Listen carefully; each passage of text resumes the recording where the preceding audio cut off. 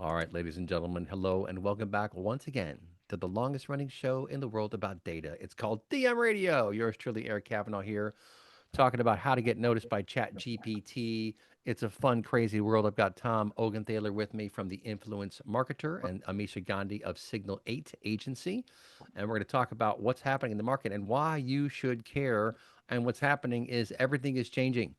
Folks, the foundation upon which inbound marketing has been based for the last, gosh, 20 freaking years is now collapsing. And we're seeing just tremendous disruption. This is a huge deal.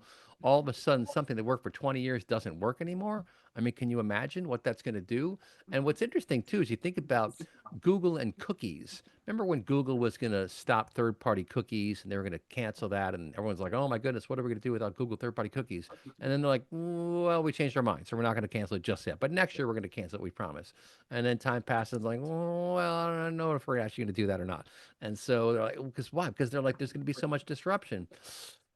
Guess what? The disruption arrived in the form of ChatGPT. Now, it's not the only one. There's Claude, there's Gemini by Google, there are other ones. ChatGPT is clearly out front, and they are in an absolute race for market share. Now, I can tell you there are a lot of strange things happening in this space, folks. One of them is that we don't know what this stuff really costs. I mean, these organizations have invested billions and billions of dollars building these models. Grok, of course, is another one on Twitter. That's a whole new LLM out there, which is also doing some very interesting stuff.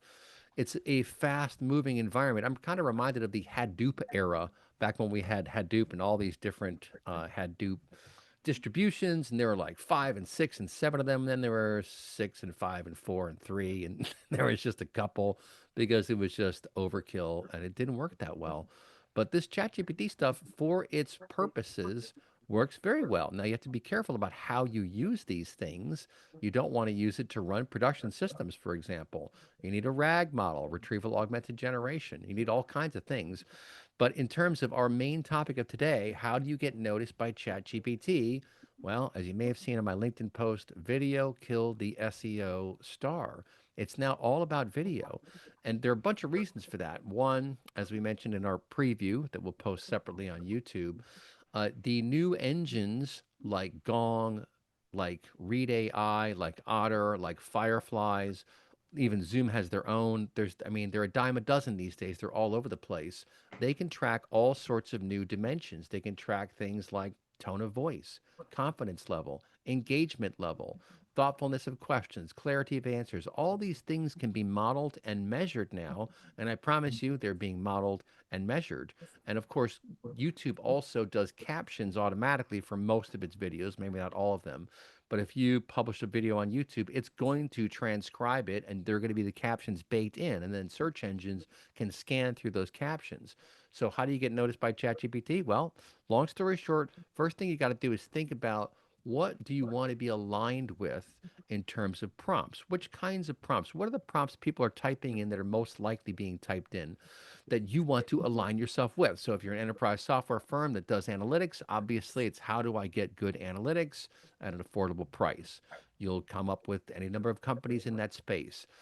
Then the other thing you do is write articles along the same theme. You have to be somewhat controlled about your messaging. Take that same thing, write about it in LinkedIn, write about it on Reddit, write about it on Medium, write about it on Forbes. Ideally, get different voices too, not just one voice.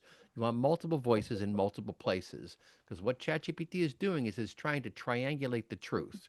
It does a web search first. It reaches out all over the place, finds 5, 10 articles maybe that look like they make sense, look like they're relevant, pulls all that into a cache, and then from that cache, it writes its summary that you then read, and it gives you the citations of where to look. So that's what you want to do. Now, it sounds easy, but you need to focus on trusted channels because, as I mentioned again in our preview, I promise you, OpenAI, Google, Perplexity, all these guys, Anthropic, they are building out their own reference architecture to know which sources are where for which topics. There's a semantic layer.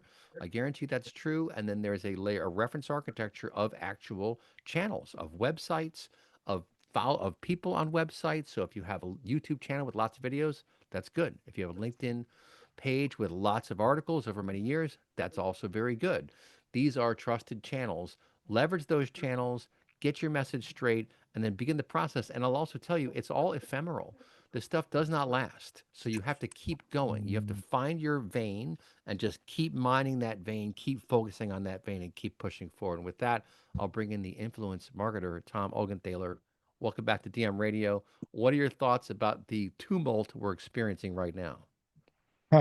Well, it's pretty profound, actually. And then, I know there's a term that's used in the technology industry, paradigm shift. And I really do think we're undergoing that right now, real time. And I can't, I don't think there's any way to um, underscore it enough, because I mean, it's happening on a day-to-day basis. And what I hear about from my clients is, well, how do we get in front of our buying audience more effectively? Right. Because all the brand marketing they're doing, or at least a lot of it, it's declining in value. And that's a couple of different things in play there. One is the general decline of trust, which Edelman Trust Barometer has been tracking for a number of years now, and it's really getting pretty bad. But that could also encompass a lot of other factors, right? I mean, there's a lot of distrust in the world in general about, governments and businesses, and Right. yeah, I mean, it's everything. So it's not just this. I want to make that clear. But so the erosion of trust is one thing, but then the entire model that we've been operating under for the last 10 years or so has just collapsed.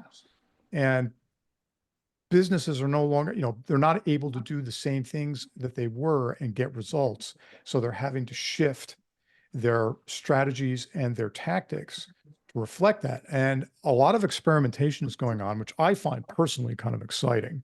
Mm-hmm. So, it's not the same old stagnant model, get some backlinks, get Right. some, get a Wikipedia page put up, the traditional things like that to drive SEO to your website. But now you really have to provide real value, right? So it's Mm-hmm. not do more, it's actually do better. So think internally, from your own company perspective. Well, who are the authoritative voices inside your company? Well, I can tell you who they are. It's the CEO and the rest of the C-suite, for starters, Mm-hmm. right?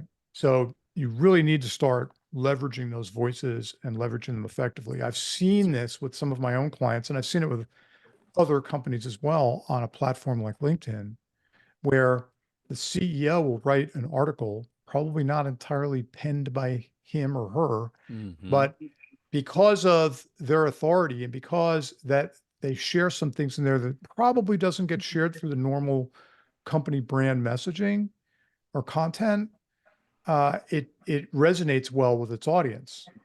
So, I mean, that's one quick example. I mean, you've got authoritative voices inside your company, start leveraging them. That's one thing. Mm-hmm.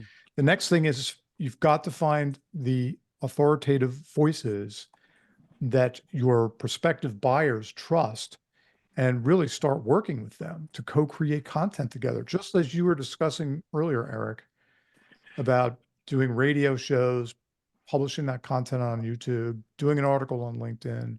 These are the types of things that you've got to start to do, and you've got to start to do it now, Mm-hmm. because it's not a one and done approach. It's I've got to keep feeding the monster. It's just like before, the content monster has not gone away. It's just the content monster has maybe changed shape. Mm-hmm. So instead of being, to use a D&D reference, instead of being a gelatinous cube over here, maybe now it's a troll. So equally nasty, equally demanding, but you've got to feed it different material, right? So that's the way I would kind of frame it in sort of a humorous Yeah, you bent. got to watch out for the gelatinous cube, man. You do not want to walk into that guy in the dungeon somewhere. It's like the blob, right? I Whoop, remember. I grabs you. remember I played some D&D in my day. Well, we also have Amisha Gandhi here from Signal 8 Agency. Amisha, you've been on the marketing side for a long time. You're a CMO. You've done go-to-market strategies. Go-to-market is turned upside down now, right? Yeah, it absolutely is. So you have marketing and sales and everyone else using their different AI tools. Look, AI has been around for a long time, right? So it's not something new, but it's because of the impact of generative AI, right? Like that both of you have talked about. And from, a CMO seat or VP marketing seat, or just from marketing's viewpoint, this is the biggest disruption to marketing visibility since social media went mainstream, if you remember that, right? So now we've Right. all spent all this time, like Tom, and you're talking about building all these SEO strategies, ranking for those competitive keywords, the answer box, right? Creating long form content, optimizing every page and link and whatnot, right? But in the last 6 months, I've watched even my, clients, their organic traffic is dropping by double digits from brands across all different industries, right? Not just tech.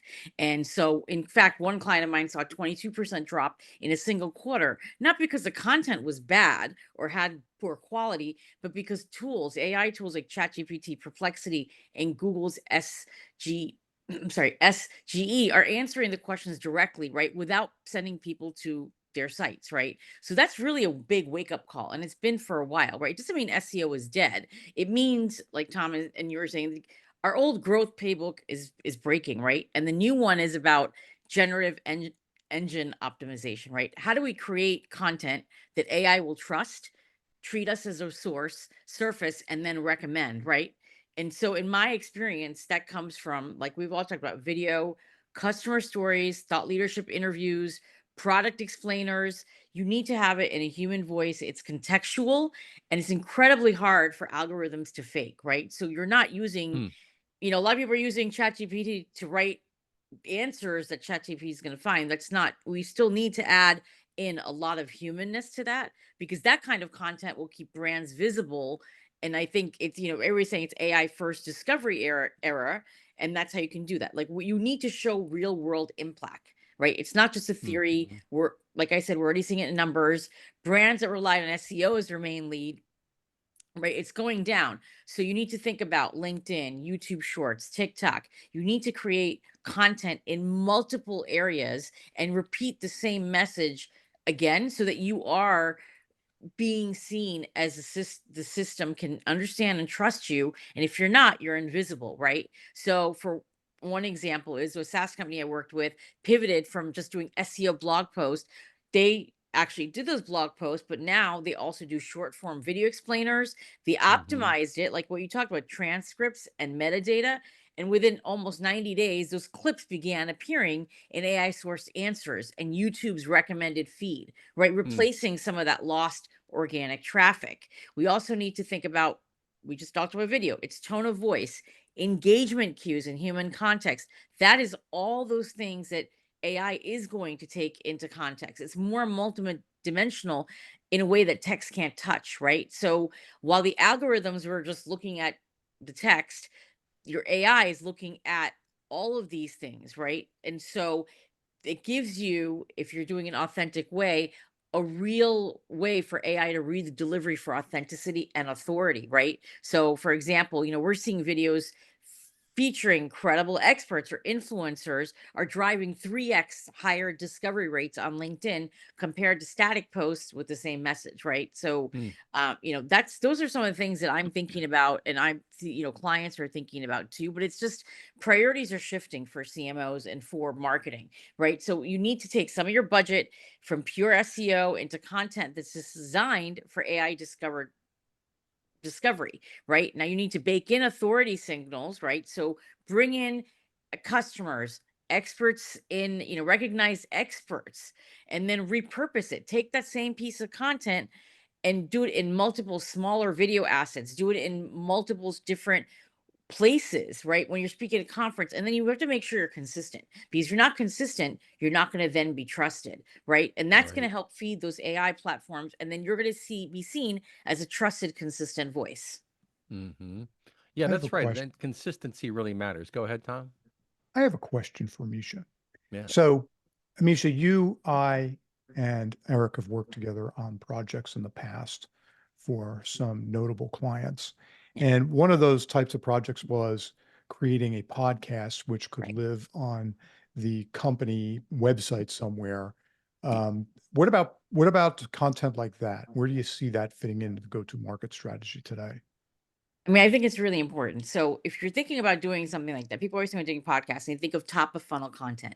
And that Mhm. actually can be much more further in your funnel. Sure, people may join and see the podcast, but make sure that you have what a whole demand gen campaign following it, right? Somebody comes to the podcast, they click on it. Where do they go? Do they click on another web? Make sure you can invite them to a webinar and say, oh, you really like the stuff. Eric actually was the host of that podcast. Would you like to join the next thing? Or here's a follow-up article, right? Or here's the next podcast. So they're getting engaged in different areas, right? And then you have sales and say, hey, this person listened to 3 of the podcasts and they just signed up for the webinar. Here's the 3 areas they're probably interested in. And the webinar was focused on X, Y, and Z.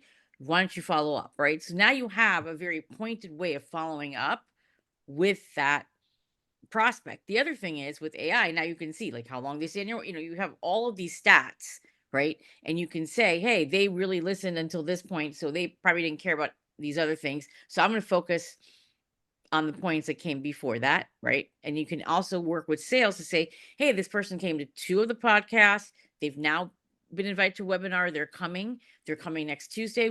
Here's the email that you now need to send on Wednesday morning. It says, hey, I Hmm. noticed you're doing these things. I would love to chat with you. Here's some ideas I had or whatever. And if they don't bite, then we will, after a couple of days, a week or so, we'll send them another warm email saying, hey, we missed you in the podcast. Check out some of these other ones, right? Or, hey, we missed, Jake, thanks for joining the webinar again. And here's the next thing, right? Whatever it is, you want to keep them warm, but don't do it like right out. Don't hit people with the hammer, right? But you have to have a flow, know what your flow is, know where people are clicking through most logically next. And then you're able to Hmm. serve it up to your prospect, right? And make sure it's personalized by industry, by persona. And now you can do that. You can personalize in a way that I couldn't. In that podcast, we do everything manually. Now sales can go in and say, they looked at this webinar. Okay, now here's the next follow-up. They're in this industry, this persona. Here's the exact thing I need to send to them. Right. So Yeah. you're doing personalization is happening, and you can use AI tools to do that as well. Right. And it's happening in real time. So somebody comes in, they're getting a follow-up almost immediately. Right. Yeah, and so the bottom line is personalization is key and really optimizing your outbound because outbound's still key. I mean, inbound is what's been jeopardized here. It's still there, but you just have to look for other signals and we'll see. I guarantee you these big engines are going to be offering some advertising or some other way to capitalize on that. Just watch for that to happen soon, folks. But don't touch that dial. We'll be right back. You're listening to DM Radio.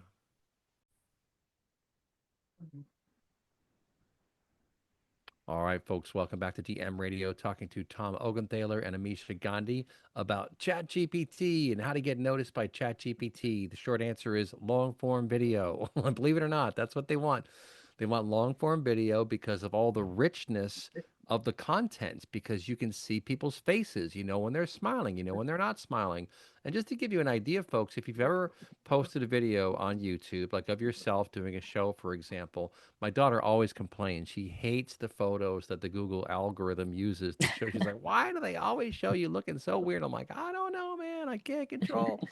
I guess you could do your, maybe you can, maybe you Yeah. can choose your It's like thumbnails your on new occasion. driver's license photo, actually. Yeah, right, exactly. They always have me going like this and whatever. What are you gonna do? These are algorithms, but the point is the algorithm picks something. So it's looking for patterns.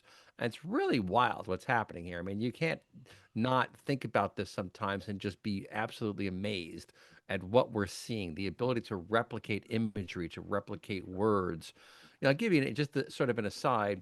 I had a couple gentlemen on the show earlier this week from Everest Systems. It's a new ERP, and Amisha, you'll find this interesting because one of the founders of Everest was a guy that worked at SAP on S/4HANA, right? So HANA ERP systems, this new company Everest has a tool in their toolbox called AI Specify, and basically it allows you to do all sorts of searches to find competitors. Like, let's say you want to build a new application, it'll find any sort of competitor out there that's doing what you describe in natural language. So you describe it in natural language. It can actually scan GitHub to see who has code to do these kinds of things, whatever is publicly available.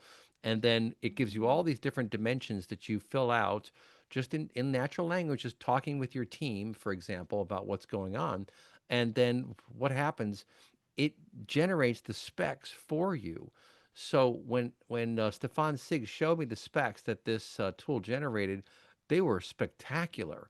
I mean, it was incredible how detailed, how accurate. Now, you have to be accurate in what you give these engines, and this is a Gen AI component. They also have all the deterministic stuff underneath, like your finances, your supply chain, your customer data, all that stuff is immutable, but it's connected to this sandbox in which you plan out your new functionality, your new business apps. Well, he showed me the specs and they're fantastic. And he made this statement that just blew my mind. I mean, it really struck me. He said, look, no human being can write specs that good. No human being can do that. And I was like, oh my goodness, that's crazy. Because think about how good a job ChatGPT does writing about, let's say, English authors of note. Anything that's been widely published, they're going to be very good about depicting back to you. Now, it's not to say you can't be part of those answers too. You can be, but it's little bit of gamesmanship involved here. So, just to kind of reiterate some of the things we've mentioned here, you want to be on video. You want to be on trusted channels like LinkedIn, like YouTube, like Instagram, like Reddit, places where these engines are pointing themselves. And any content behind a paywall, mm, no, thank you. The algorithms don't like that. They want stuff that's freely available. But to Stefan's point, these engines are really good at giving you very crystal clear answers in perfect syntax. That's the thing is the syntax is perfect. Now it's almost too perfect, and a lot of people can already tell who's using ChatGPT to write their articles. There is something to be said for the snake that's eating itself. We have to watch out for that because it is kind of a problem. You're just going to be repeating yourself and repeating the same kind of content. I mean, Tom, I'll bring you in. I was actually a little bit concerned when I watched Google starting to finish your sentences for you because I thought to myself, yeah, I think I know what's going to happen here is it's going to start shepherding the kinds of questions that people ask and the way they answer questions, right? It's just going to become very formulaic and there's a lot of richness is going to be lost in all that. But what do you think about that, Tom? Yeah, I think so. I mean, there's a real risk to all of this stuff, to losing the sort of human touch, if you want to call it that. Yeah, right. Um, but at the same time, if you're ahead of it and you know that that can be a problem, you can certainly mitigate it. And so that's why I always tell all of my clients, look, if we're drafting an article together in someone's voice, that person ideally has really got to go and look at that piece of content and edit it a bit to really make it their voice. They have to. Hmm. Otherwise, you're just sort of, sidelining your own effort to the machine, so to speak.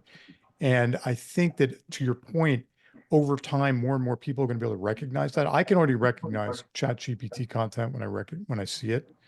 Um, it's pretty easy to tell after you've used some of these tools enough to see who's having it write their content and who isn't. There's Right. some telltale signs that all these engines tend to use. There's Hmm. certain The vocabulary they tend to, bold, yeah, the yes. bolded sections, The okay. the The M bolded dash. sections, okay, but the bolded stuff, I mean, we would use in PowerPoint slides, right? But it's that stuff. It's the dashes. It's the words like delve. Although I Hmm. like the word delve, I I like the use the word word delve. delve myself. But Right. I think you gotta sort of you gotta make your writing a little bit more how you speak, Hmm. in other words, say it. I mean, a lot of writers in the past have used that technique. Um, so instead of trying to sound like corporate speak, because that's what this stuff is all going to sound like, Right. if you allow it to, you want to have really tilted more to a personal type voice. Hmm. So that works to your credit in a number of ways. One, if you're doing your own internal thought leaders, that's one, those some voices that you want to get out there, but you also want to work with those third party voices. I term them as influencers. They can be thought leaders. Some of them are business consultants. Some in the B2B world are pure content creators. Um, but most of them sort of wear multiple hats. But the Hmm. object is to really figure out who are those authoritative voices that are producing content on a regular basis, align with them to co-create some content together, and then ideally make it programmatic. So it's not Hmm. just one-offs, right?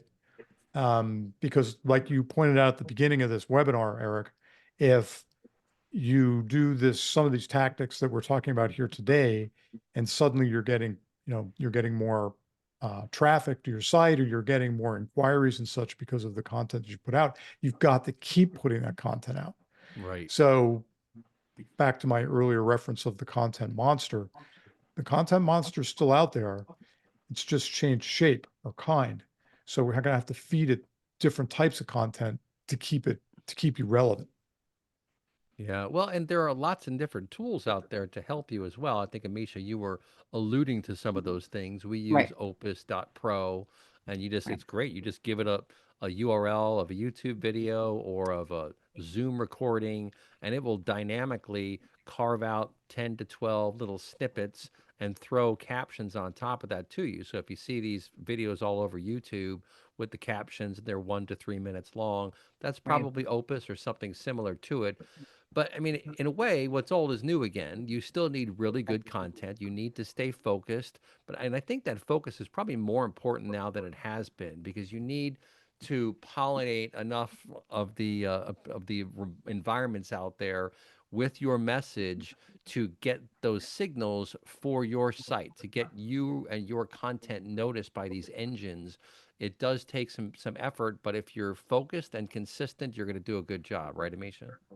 Yeah, I totally think you're absolutely right. And to build on what you both have said, AI can draft it, but only you can make it worth reading, right? Right. Only you can make it authentic. Only you can publish what your brand would say. And I think, it's really important to keep in mind that, people are, putting things in ChatGPT and then it's getting fed to another AI is not going to pick up the other AI, right? Like some people are putting into one GPT and then put into another, and then you're ending up with things that are coming out like gobbledygook, honestly, right? So there are things that you can do, right? There are tools out there you can use, but AI is like kind of your outline. It's like your assistant. So when I use ChatGPT or Gemini or Canva, I treat it it's like somebody on my team. And I'm actually Mhm. training that person how to speak in brand and how to do things, right? But it's only going to give me, like, no one will ever have a first bad draft again, let's say, right? But I think, some things that you can do to use Gen AI without losing, authenticity.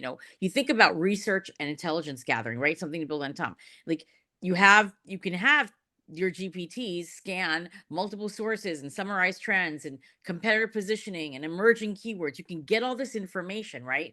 Now you can, cross-check the AI's take with your own market. You're putting your own market knowledge, add in customer feedback, add in highlight points that matter most to your audience, right? You're putting that in, right? And then before launching a campaign, for example, we use ChatGPT to compile a snapshot of competitor messaging, then overlaid it with real quotes from customer advisory board calls, from what they've really found of value, and then we create a positioning doc that both had the data. It was market grounded, but we were able to counter kind of like the competitor messaging, right? So it became a much Mm. richer piece of content. And as you can see, yeah, there's the chat GPT content was in there, weaved in there, but it was really us like bringing it to that next level, right? Because that research intelligence gather is going to help you. And then it can also help you draft outlines and frameworks, right? So you can ask a Gen AI, say, hey, can you map a structure for blogs, webinars, or video scripts, right? So that helps your team. Then you edit it. You can fill in the outline, like I said, personal insights, brand voice, industry example.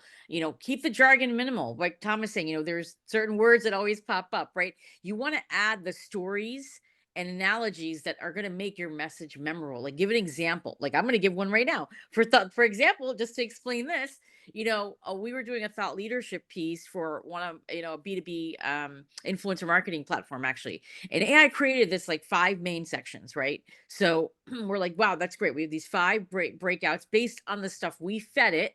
So it's important to feed Gen AI what your brand voice and everything. So it comes back in a much more real and authentic way, right? What you feed in is what's gonna come out. We replace the generic bullet points that came back with specific case studies, customer challenges. We had just done a research study, put that in, and then we put actual direct product tie-ins, right? So the final article actually can double the engagement compared to previous posts because it had that richness. We had Gen AI cross check some things, right? And say, is this different enough? Is anyone else talking about this? So we were able to do that. So you can really do it to draft outlines and frameworks. And the third thing is repurposing content from multiple channels. We've already talked about that, right? So you want to do that. You want to take the transcript. You want to generate short-term variations for LinkedIn, for Twitter, X, YouTube descriptions, email snippets for your campaign snippets. You then take you add the human touch. You adjust it. You have to adjust the tone per channel. You want to add the context your audience cares about, and then include your call to action should be in your own words, right? So for example, I was doing a 45-minute webinar and we used ChatGPT to draft 12 microposts, or actually Gemini, actually in this case, to draft 12 microposts. We kept the structure, but we swapped in our own headlines and hooks, right? We had great research. We did that. We had some influencers participate and we put in a lot of their quotes. And so in the end, we end up getting 3x the amount of reach that we had on LinkedIn compared to the original webinar post that we had originally had. So just think about it as your creative accelerator. It gives you speed, but you provide the actual spark and the authenticity, right? So just keep that in mind, right? Like it's not here. We need to make AI work for us and not replace Hmm. us, right? So there's tools like Descript, Opus, like Eric mentioned, to break the video down into like high signal clips for your general audience, right? There's things like Perplexity to make sure what we're saying is current. And then Jasper, use it to draft copy in our own brand voice, right? Because it pulls everything in. But we're not going to publish anything without layering in our own stories, tone, and market perspective. That is how you keep AI content authentic and discoverable. Yeah, that's all very good advice, and it kind of speaks again, quality. You want quality content. You do want to focus on making sure you get it right, making sure your message is consistent, and focusing on what really matters for your organization. And let's think about this from a marketing perspective. You always want to identify your key differentiators. What makes your company special? What is your special sauce? What part of your business offering is better than the competition? That's what you want to focus on. And there's always going to be something interesting. So work with a PR person, work with a marketing executive, work with Amisha, for example, and Tom, or even ask me for advice. You can come on this show.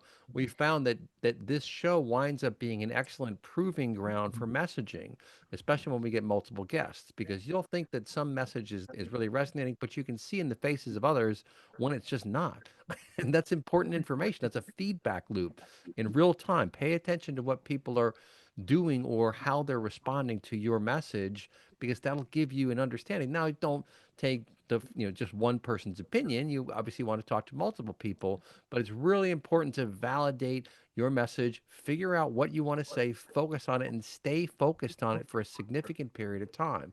We're talking months at least. Don't be changing it all the time, because that will confuse the algorithms. That's going to confuse your audience, and it's not so good. I mean, sometimes you have to pivot. There's no doubt about that, and we're going to see a lot of that in the in the world in the near future. A lot of pivoting is going to be happening, folks. But folks, don't touch that dial. I'll be right back. You are listening to DM Radio. All right, folks, back here on DM Radio, talking to Tom Ogenthaler of the Influence Marketer and Amisha Gandhi of Signal 8. And of course, yours truly, Eric Kavanaugh. Well, how to get noticed by ChatGPT? Well, there are lots of different things that you can do. You can start with ChatGPT to ask questions. Find out what it already thinks about you. Ask ChatGPT about you, about your business, see if it notices. One of the things that I stumbled upon, and that's where this big idea came from, was how to figure out when it figures things out. So you can test market ideas and then check back later. Now it's difficult, in the data warehousing world. We had all these TPC tests where they would try to see which engine did the query faster than some other one, how effective was it, how accurate was it, these kinds of things. It's very difficult to do that with ChatGPT. I mean, you can try, but it's hard. It's not as easy as it was even with Google search rankings, because at least with Google search you could see who the first 10 were. Again, a lot of that stuff was gamed. I will point out some basics to keep in mind, folks. Google and YouTube are pay to play engines. Now, there is an organic side to them, but if you don't pay, you're not going to play very much. And a lot of the organic comes after you pay. So, a lot of people don't know this. They still think that Google and YouTube are just purely organic. And it's like, no, they're not. It's not just the AdWords. It's that when you advertise, you get some extra love from the Google search engines. This is not uncommon. All the other tools are going to do it too. And I predict, Maybe we'll talk about this in the following the closing segment. But you're going to see some changes inside of ChatGPT and inside of Perplexity and Anthropic and all these guys because they got to make money. They're going to need to make money, and we don't know how much money they're making yet. I guarantee that when I watch these ChatGPT responses come back, there's a lot of tokens burning, folks. Those tokens are just whoosh, burning up. Money is burning up, and they're not getting it. This is a lost leader for them. Most of the people who are on ChatGPT now, I promise you, are essentially capitalizing on a lost leader, meaning ChatGPT is losing money by giving you these answers. But what they're trying to do is bring you in and get you into the fold and get you to rely on them going forward. That's the plan. That's what we're seeing right now. It is a massive move to get market share. So back to what's best practices. First, ask ChatGPT about yourself, about your business. Ask ChatGPT about the industry that you're in. And one of the key things is think about what are the prompts with which we want to align ourselves. And don't pick too many. You got to pick just a handful, maybe two or three, and really focus on those. Do whatever you do really best. That's what you're going to focus on. And especially if you can come up with some clever terms that other people aren't using. I would use one that a guy gave me yesterday, but I don't want to give it away because it was really, really good. And I'm hoping to make some money from them, that helping them use that term. That's very, very clever. But Amisha, I'll throw it over to you to comment on.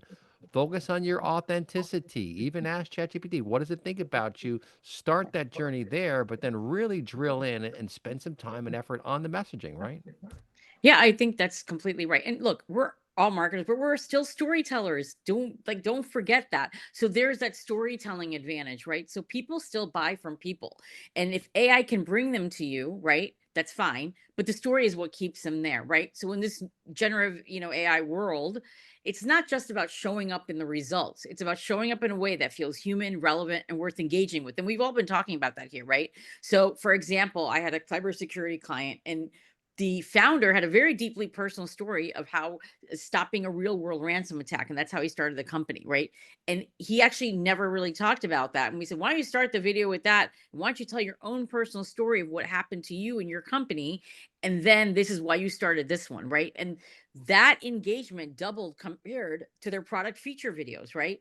Because stories create emotional hooks. You can't Hmm. AI Oh, cannot create right. an emotional hook for you, right? Right. It makes your content more quotable, it makes it more authentic, and AI is looking for that authenticity, so it's going to surface those quotes that are more memorable, right? So it's really your great story that is what keeps people there. It's still the same thing, right? And the second thing, another thing to think about is influencers. I'm going to let Tom talk more about this. Is algorithm accelerators, right?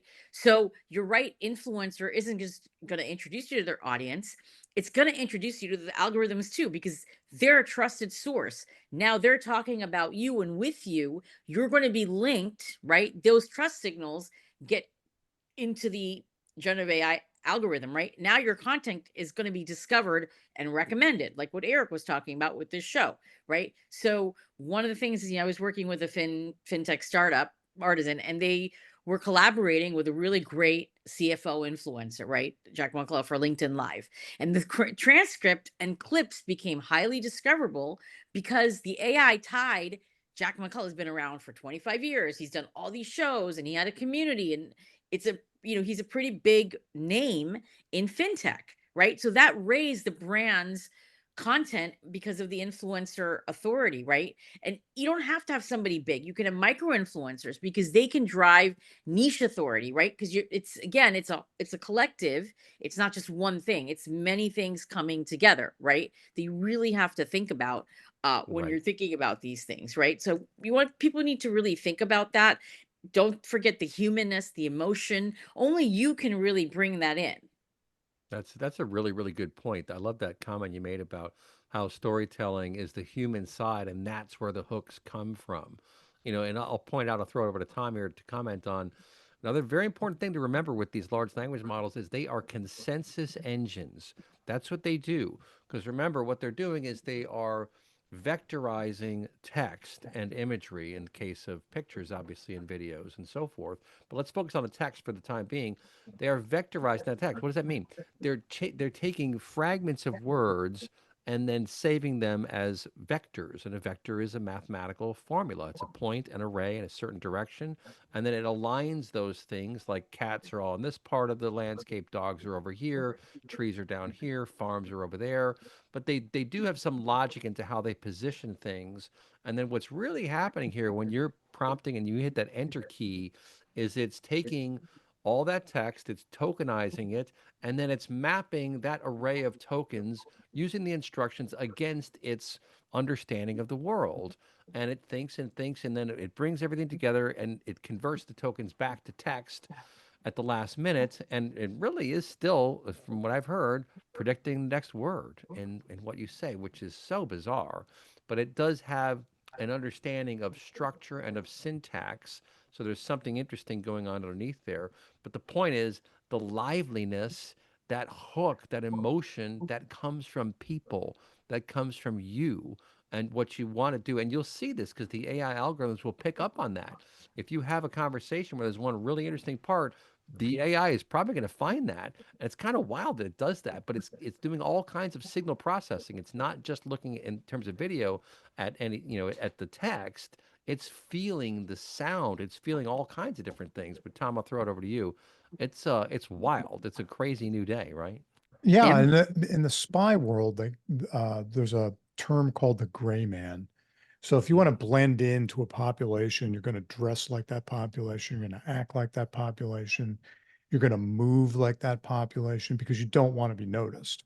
Now, if you don't want to be noticed, you're going to just take what ChatGPT or any other AI engine gives you, and you're just going to take it verbatim and you're going to work with it. That is your fast track to oblivion and not being seen. So, to Amisha's point, you really need to leverage the stories, those human stories, touch points that no, engine is going to be able to like kind of make up because as human beings, we know when we hear a story that it's got some kind of underlying value to it, right?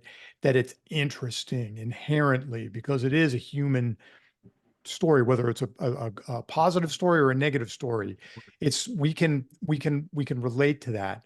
But these engines are not adept, at least at this point, in creating any of that. So leverage the thought leaders inside of your own organization because all of them have great stories to tell Right. about the business, their careers, things that have interesting things that have happened to them. And go with that. The others, like we've discussed, the third party voices out there, but there's also one other thing we should consider, and that's events.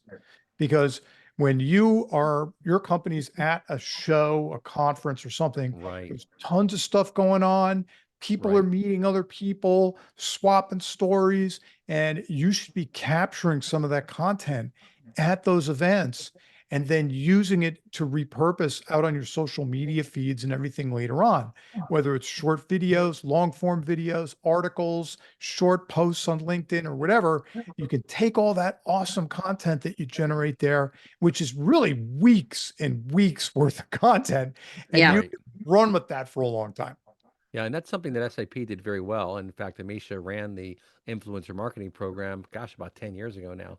And they did a very good job of that because they'd capture a lot of really good conversations and then they would pace out how they would disseminate that content because you do want a cadence. I tell this to all our clients and all of our prospects too. Seriously, what is a cadence that you can keep up with? Don't try to do too much, but don't do not enough and don't be too sporadic. You want to do consistent quality content. Stay focused on your message. Podcast bonus segment is coming up next. We'll be right back. You're listening to DM Radio. there we go. All right, folks, time for the podcast bonus segment. Ding, ding, ding, ding, ding. We'll get some hot tips for you, some technologies you should look into for sure. Again, start with ChatGPT, finish with ChatGPT. Pay attention to what it's saying about you. Figure out where you want to move the needle, and then just start plowing away. And I thought years ago, cash flow is similar in terms of energetic flow, and you want to carve grooves that allow the money to flow through them. You don't want too many impediments. You don't want dams because then the water gets all murky and yucky and a lot of algae in it. You don't want that. You want to keep it flowing, and that's the same thing with your content. So figure out a pace that makes sense for you and your team. What can you handle? But here's a fun thing I learned, and I'll throw it over to Amisha to comment on. I did a show a few years ago with my buddy Richard Kirby from the United Nations. We did a show called World Matters. It was a radio show. It was a lot of fun. And what I figured out very quickly was, hey, this radio show is not just a great way to get content out and to learn things, but it's when we caught up on stuff. So we don't need a meeting now. The meeting is the show. Like, so if you Right. can, but you have to have someone who can manage the flow of things, who knows how to do broadcasting. I'm giving a shout out to myself here. You want to have someone who knows how to do this stuff to keep it lively, keep it entertaining. And that's also very key. That's the emotion. That's the hook that the analog is going to pick up on, right? Amisha, go ahead. Yeah, no, it is. It's going to pick up on all those different signals, right? It's not just going to be flat text like we talked about, or flat video, or and it's going to just read the text and say, "Oh, here it is." It's going to look and see where the emotion, where the inflection points are, right? I mean, Right. so you're talking about all this. I think people need to pivot now. A lot of companies are doing. The good thing is, a lot of companies are doing this, right? And they are adapting to generative AI, and they're trying to figure out, like, okay, who's going to own the AI? The people who are doing it and did it first own that AI discovery layer, right? So if you're just waiting around to say, like, what's happening, this is a time to try things. So we're all learning all of this together. Things are changing very fast. So it's not like there's some one big expert in the world. No, everyone is learning and sharing together, right? Just like it's a very disruptive moment. So early adopters of like YouTube Shorts, for example, dominated the mobile video reach before competitors caught on, Right. right? So this is presenting a similar first mover advantage, right? So for example, companies like Jasper and Copy AI grew fast by aligning early with AI workflows instead of resisting them, right? So if you're not feeding the AI the right signals now, you're letting your competitors tell your story for you because they're doing it, right? If you're not Ooh. doing it, they are Oh. definitely doing it. So we really need That's a to think great about line. that. Wow, that was good. Where did that come from? And then, you really want to stop thinking about content as posts and pages. You want to stop thinking about your piece of your campaign as like pieces. You need to orchestrate everything through your go to market from sales and marketing. Make sure it's all aligned because AI, again, the algorithm is going to notice inconsistencies, right? So you can use AI to help you figure out what those inconsistencies are actually, right? But you really need to think about your content as an evolving data set that algorithms can interpret and then index, right? Interpret, index, right? Right. That's what large language models are doing.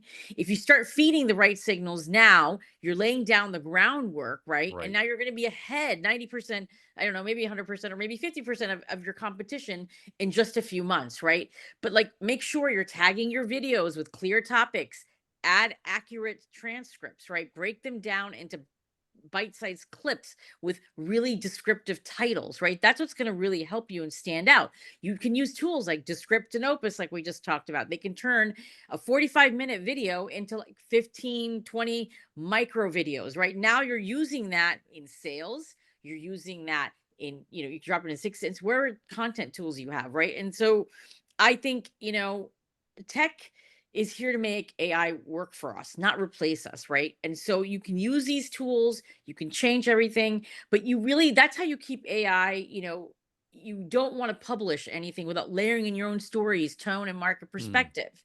That's how you Right. stay relevant, right? So you really want to think about doing those things and not become, oh, this is what AI told me to say. So now this is what I'm putting in, right? So that's not what you want to think. Think of Chat GPT or all these all these generative AIs as your creative accelerator.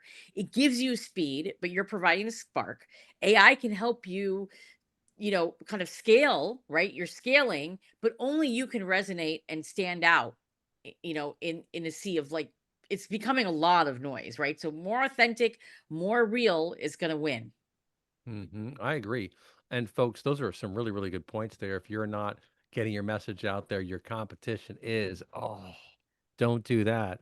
That's what happens in politics if you don't get your message out and someone taints you or paints you into a corner and then you're stuck there. It's never get a second chance to make a first impression. And I'll also point out that shorts are very valuable. So there's long form content, of course, on YouTube and other places, but those shorts, they get more traction. I've been paying close attention to our own channel and seeing what works and what doesn't work. And the shorts, they work. I'll even show you just as a closing comment here for those who were live with us. And by the way, folks, if you want to be part of one of these radio shows, hop online to dmradio.biz. You can register for the webinars and then be part of our virtual studio audience. But the shorts go a long way. The shorts get good traction without even throwing marketing dollars behind them. You can see a whole bunch of them here. Shorts do well. Long form stuff, you typically have to throw some marketing dollars behind that to get it to work. But go to our Inside Analysis channel. It's Inside Analysis 6128. I have no idea why we want to putting that on there. 6128. I didn't set up the channel. I should have myself. Get yourself a YouTube channel. Get yourself a LinkedIn channel. Again, set a pace that makes sense for yourself and then do what you can reasonably and stay on track. Final thoughts from you, Tom Ogenthaler. Yeah, I just think that you just got to keep a couple of things in mind that trust is eroding in general Ooh. with branded content. So you've got to start personalizing, and we've discussed that in a number of ways here today that you can do it. You've got to start thinking of content, not as Amisha said, piecemealing it out, but think of it as orchestration. So you're gonna parse it out, and you're gonna get it out over a period of time. And then on top of that, you want to make sure that you're getting it to other teams inside your company too. So it's not just the marketing team that's using this, but the PR team should be tapped into this, the sales team should be tapped into this, and all this content should be leveraged by all of them. And Mm-hmm. also, one other thing, the more the executives themselves start chiming in on their own content and participate in conversations there, the better. Right. Yeah, That's tell it. them to tell stories, personal stories, and that's how you'll bring it to life. Yep. Good stuff. Well, folks, look these people up online. Tom Ogenthaler, Amisha Gandhi, the influence marketer, and Signal 8 agency. You'll be hearing more from Signal 8 in the future, I'm quite sure. And of course, yours truly, Eric Kavanaugh. I'm all over LinkedIn all the time. If you want to be on the show, send me an email, info@dmradio.biz. You have been listening to DM Radio.